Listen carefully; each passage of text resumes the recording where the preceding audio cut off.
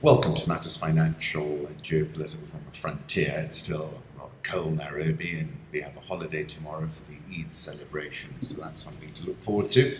Let me start with some macro thoughts. The Fed increased its Fed funds target rate by 25 basis points to a range of 1.75 to 2% and signaled two more follow-through rate hikes this year. They're still far behind where they should be given, in a normal environment. Expectations are that the actual natural rate should be around 4%, but we can see the pain that's been inflicted in particularly emerging markets from this rate increase process. Bitcoin fell below $6,400 overnight, but has subsequently rebounded to 6,471. But there's been some very interesting commentary that's come out. Bitcoin's remarkable run last year may have been smoke and mirrors. Tether, and I must give credit to Nouriel Rubini who alerted me to this a long time ago. Tether, another digital currency tied to the US dollar, has been used to artificially inflate Bitcoin prices, according to a study released Wednesday by the University of Texas. John Griffin, a finance professor at the university, and graduate student Amin Shams analyzed blockchain purchases and discovered that major Tether buys were timed to follow market downturns and helped stabilize Bitcoin's floor. These patterns cannot be explained by investor demand, they said in the study. You will recall at the beginning of 2017, I recommended Bitcoin as my trade of the year. And then 27th of November 2017, I told everybody to take profit. I said my investment thesis at the start of the year was that Bitcoin was going to get mainstreamed in 2017. And I said it is mainstreamed beyond my wildest dreams. Therefore, I am now sidelined. And I quoted Hunter S. Thompson, life should not be a journey to the grave with the intention of arriving safely in a pretty and well-preserved body, but rather to skid in broadside in a cloud of smoke, thoroughly used up, totally worn out, and loudly proclaiming, wow, what a ride. And then looking at the price, it rallied 1,400% in 2017 amid an investor frenzy for digital assets and down almost 70% from its record high set in December. This study from the University of Texas at Austin all but confirms Tether is manipulating Bitcoin. They took an in-depth look at the secretive and suspicious cryptocurrency issued by Bitfinex called Tether. The abstract for the paper succinctly describes what the paper is about. The paper investigates whether Tether, a digital currency pegged to US dollars, influences Bitcoin and other cryptocurrency prices during the recent boom. Using algorithms to analyze the blockchain data, we find that purchases with Tether are timed following market downturns and result in sizable increases in Bitcoin prices. Less than 1% of hours with such heavy Tether transactions are associated with 50% of the meteoric rise in Bitcoin and 64% of other top cryptocurrencies. The flow clusters below round prices induces asymmetric autocorrelations in Bitcoin and suggests incomplete Tether backing before month ends. Patterns cannot be explained by investor demand proxies, but are most consistent with the supply-based hypothesis where Tether is used to provide price support and manipulate cryptocurrency prices. First, if the Tether founders, like most early cryptocurrency adopters and exchanges, are long on Bitcoin, they have a large incentive to create an artificial demand for Bitcoin and other cryptocurrencies by printing Tether. Similar to the inflationary effect of printing additional money, this can push cryptocurrency prices up. Second, the coordinated supply of Tether creates an opportunity to manipulate cryptocurrencies. When prices are falling, the Tether creators can convert their Tether into Bitcoin in a way that pushes Bitcoin up, and then sell Bitcoin back into dollars to replenish Tether reserves as Bitcoin price rises. Finally, if cryptocurrency prices crash, Tether creators essentially have a put option to default on redeeming Tether, or to potentially experience a hack where Tether or related dollars disappear. This is one of the simplest and digestible explanations on how Tether possibly affects the price of Bitcoin by creating artificial demand for Bitcoin by printing more tethers. Like a yo-yo, when Bitcoin falls, they can sell Tether for Bitcoin, which drives the price up. When it goes up, sell it for Tether again. It's a form of money laundering when you think about it. The flow goes like this: Tether is created, Tether is then moved to Bitfinex, Tether is slowly moved out to other crypto exchanges, mainly Poloniex and Bitrex. No Tether ever returns to the Tether issuer to be redeemed, and the only exchange where Tether can be exchanged for dollars is Kraken, which, as you can see, accounts for a small portion of transaction volumes. Things really start to get interesting when the research focuses on the data and price movements with a more fine-grained microscope. To illustrate the potential magnitude and predictive effect of Tether issuances on Bitcoin prices, we focus on the hours with the largest lagged combined Bitcoin and Tether flows on the two blockchains. These 87 hours have large negative returns before the flows, but are followed by large return reversals. These 87 events account for less than 1% of our time series over the period from the beginning of March 2017 to the end of March 2018. A bootstrap analysis with 10,000 simulations demonstrates that this behavior never occurs randomly. Zero hedges piling in, crypto collapse accelerates as Bitcoin miners turn cash flow negative. I've looked at a lot of markets. If there's fraud or manipulation in a market, it can leave tracks in the data. The tracks in the data here are very consistent with the manipulation hypothesis. Zero hedge. So, there you have it. And I think it's a prima facie case. Home thoughts: Antarctica's ice sheet is melting 3 times faster than before, says ABC News. From 1992 to 2011, Antarctica lost nearly 84 billion tons of ice a year. From 2012 to 2017, the melt rate increased to more than 241 billion tons a year. In post-Brexit Britain, here was an Egyptian, an observant Muslim who prostrated himself after goals, embraced by the Liverpool faithful in the global religion known worldwide as football. I'm still obsessed with this song, Basa Basa, Homowo. I love the joie de vivre.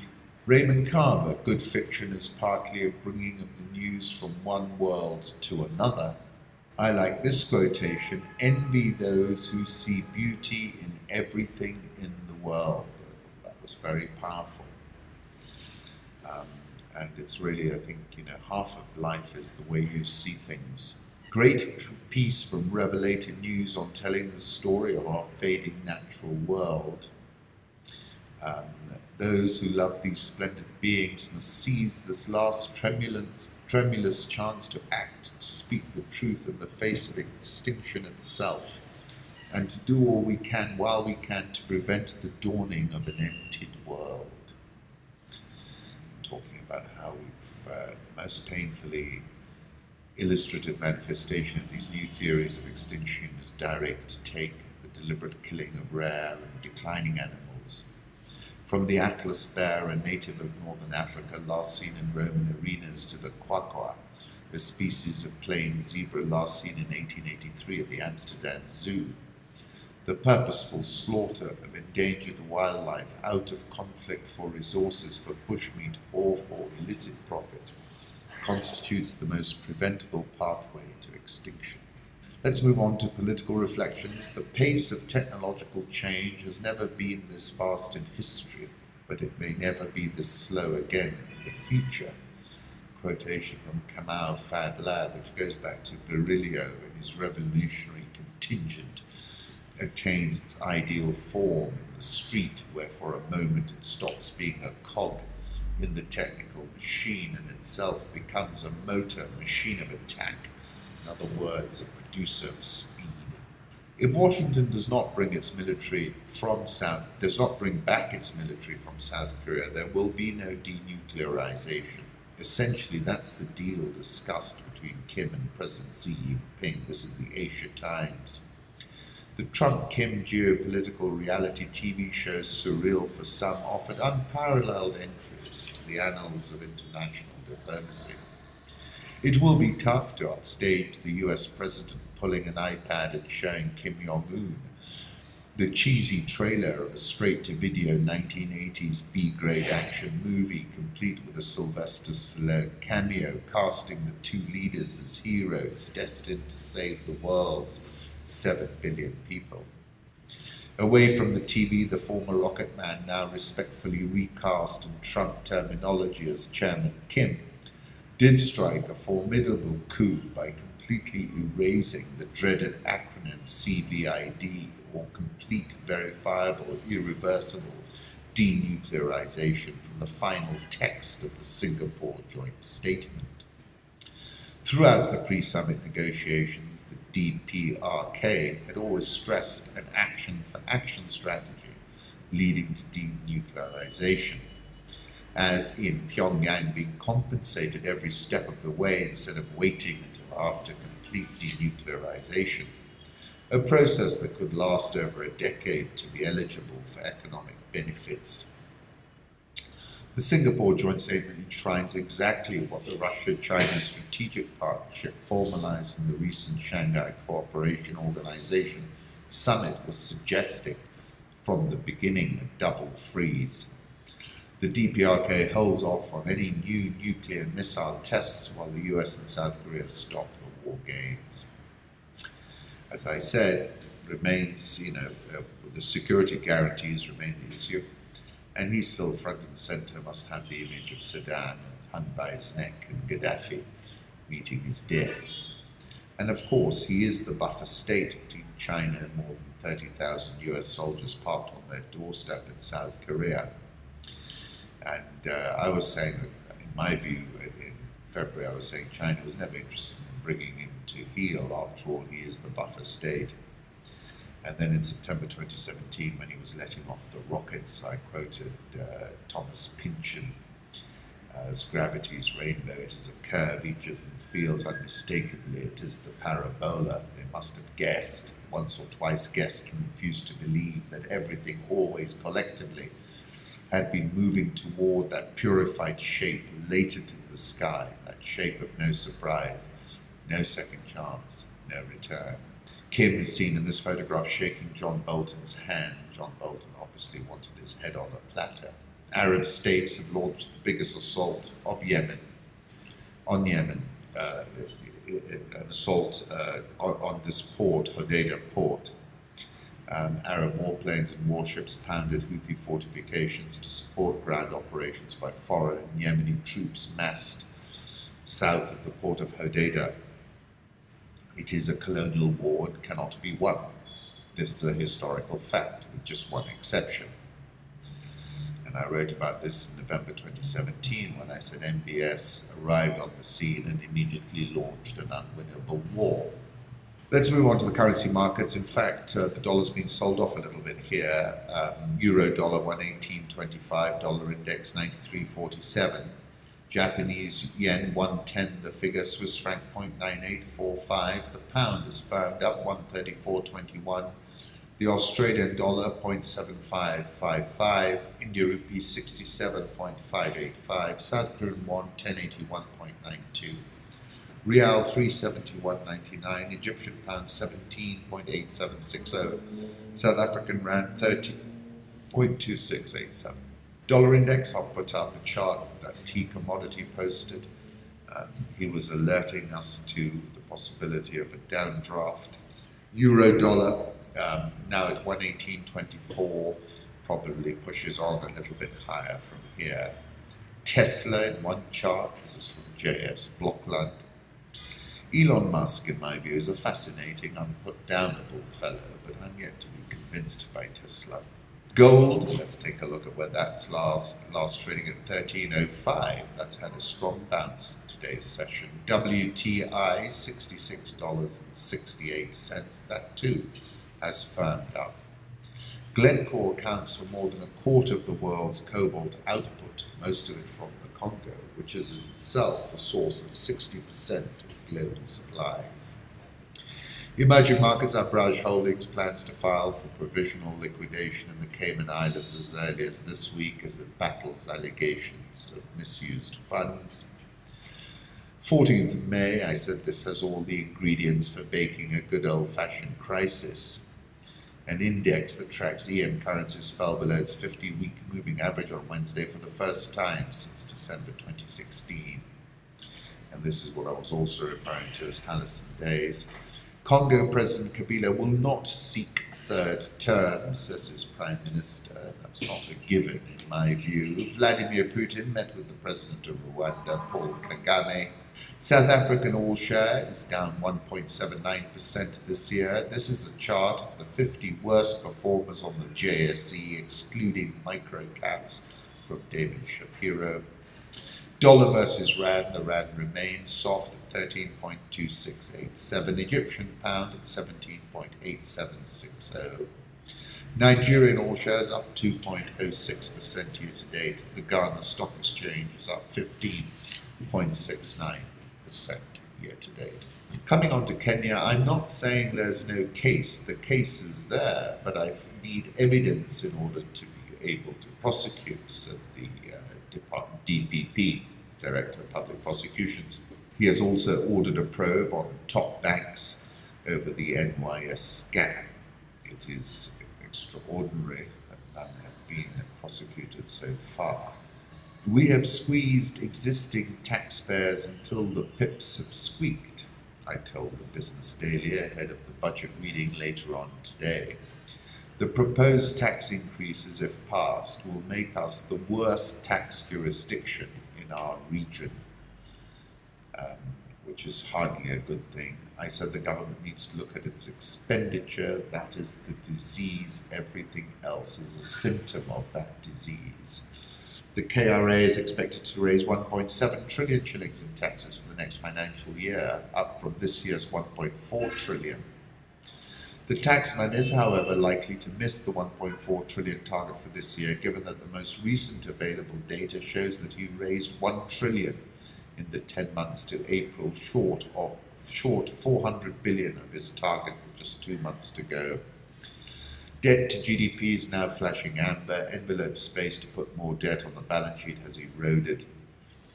I said the balance sheet is maxed out. Our investments are not producing a meaningful ROI at this point. Interesting article in Bloomberg about blockchain opening up Kenya's $20 billion informal economy, and it certainly is. Twiga and IBM processed more than 220 loans for small food kiosks during an 8-week pilot program. Loans averaged $30 and helped boost order sizes by 30%, and the profits for each retailer by 6%.